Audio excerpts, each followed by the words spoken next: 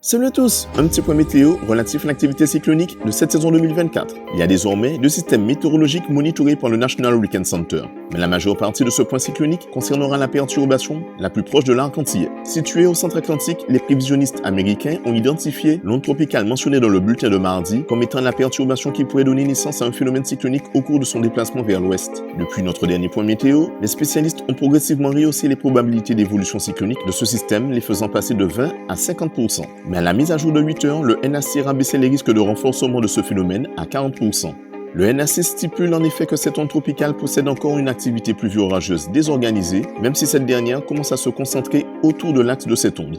À l'heure actuelle, les prévisionnistes privilégient l'hypothèse de renforcement lent et progressif. Dans les faits, cela se traduirait par un système qui traverserait l'arc antillais sous la forme d'une onde tropicale forte ou d'un phénomène cyclonique de faible intensité entre lundi et mardi prochain. Mais nous devrons encore maintenir notre intérêt pour cette perturbation puisque, comme énoncé lors de notre dernier coup d'œil sur le temps, les modèles numériques sont encore hésitants quant à la capacité qu'a ce phénomène à se renforcer en système cyclonique avant l'arc des Petites Antilles. De ce fait, le NAC pourrait encore réévaluer à la baisse ou à la hausse les risques de cyclogénèse de ce système dans les prochaines mises à jour.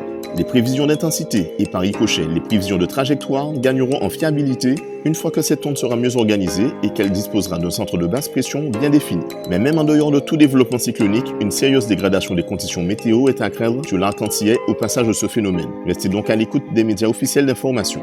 Le deuxième système surveillé par le NAC découle d'une zone de mauvais temps dont la partie nord a pris les caractéristiques d'une onde tropicale.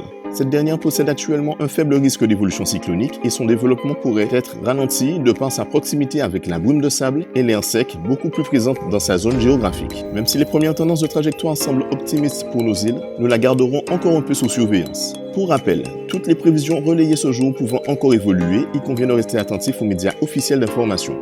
En attendant, c'est tout pour aujourd'hui. Excellente journée à vous, à bientôt.